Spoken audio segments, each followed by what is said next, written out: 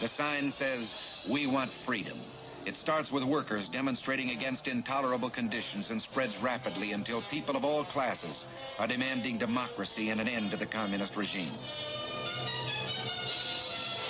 Part of the Iron Curtain is torn up.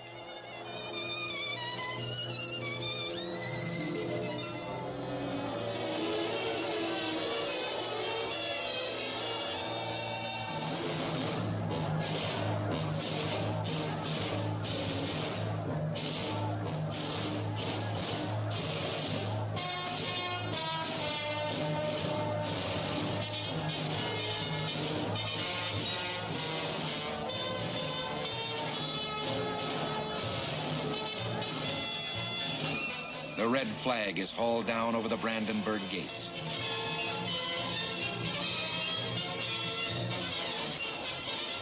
The Red Army intervenes.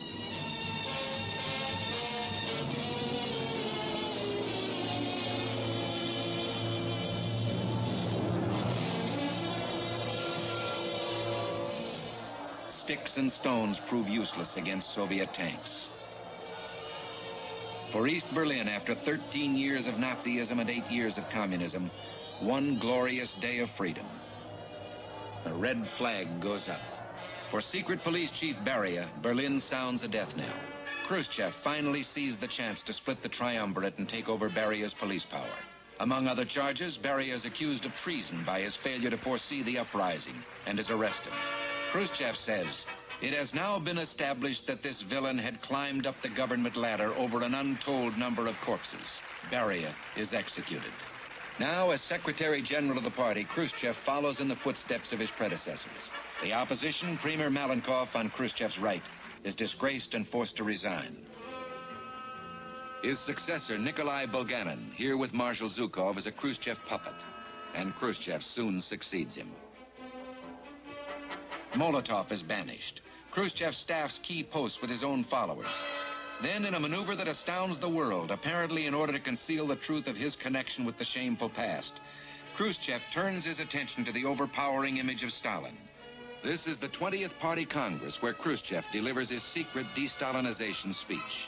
Comrades, the cult of the individual acquired such monstrous size because Stalin himself supported the glorification of his own person. Was it without his knowledge that Stalin monuments were erected throughout the country? These memorials to the living? Was it without Stalin's knowledge that many of the largest enterprises were named after him? That many of the largest towns were named after him? The communist narrator continues. The inhabitants of Varna, now known as Stalin, voiced their warm affection and loyalty to the great Stalin and the Soviet Union. Khrushchev continues.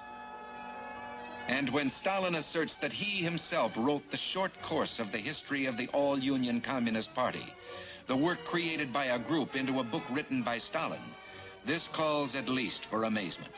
His short biography is an expression of the most dissolute flattery. We need not give here examples of the loathsome adulation filling this book. They were all approved and edited by Stalin personally. Khrushchev continues. Stalin knew the country and agriculture only from films that dressed up and beautified the existing situation, and so pictured collective farm life that the tables were bending from the weight of turkey and geese. Evidently, Stalin believed it was so. The power in the hands of Stalin led to serious consequences during the war. To his leadership were dedicated many literary works and paintings full of fantasy. When we look at many of our novels, films, and historical scientific studies, they make us feel sick. Khrushchev continuing, all the more monstrous are the acts whose initiator was Stalin. We refer to the mass deportation of whole nations.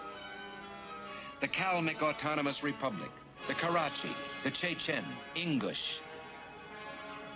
The Ukrainians avoided meeting this fate only because there were too many of them, and there was no place to which to deport them. Thus spoke Khrushchev. He avoids mentioning the Jews in whose persecution he himself is deeply involved, and Budapest is still to come. October 1956, Budapest, Hungary. The Hungarian Writers' Union is attacking the communist government for oppressing freedom, distorting the truth, exploiting labor, and abusing the farmers. Students by the tens of thousands denounced the Soviet occupation. They ripped the hammer and sickle from their flag.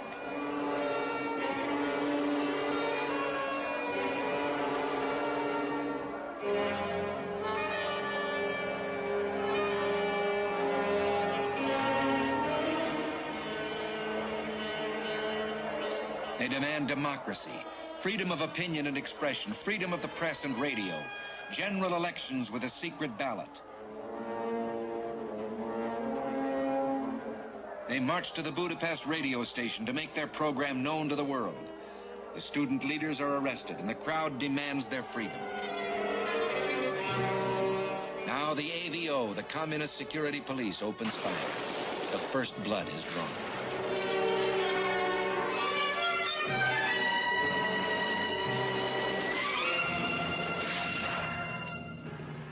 The world has a new set of heroes, the freedom fighters, who rally during the night and win the support of the Hungarian army and the local police.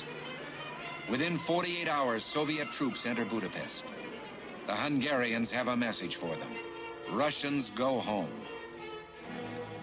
Molotov cocktails, a homemade explosive, emphasizes the message.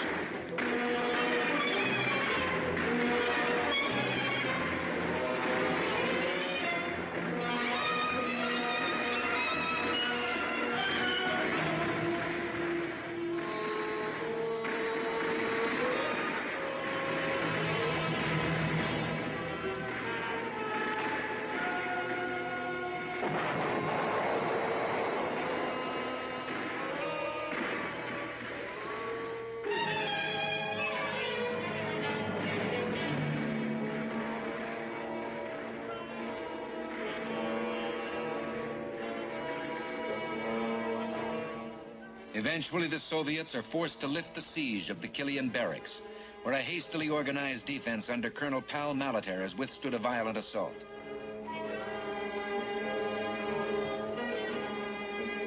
The AVO, the secret police, who have barricaded themselves in the Communist Party building, are taken prisoners.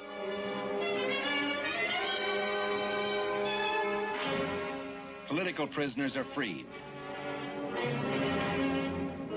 One of them, Cardinal Minzetti, has been a captive for 8 years. Russians go home.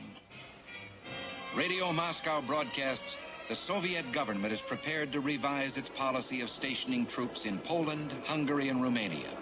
The Red forces withdraw. Soviet officials and their families start to evacuate the city. For the moment, Hungary is free. For the moment.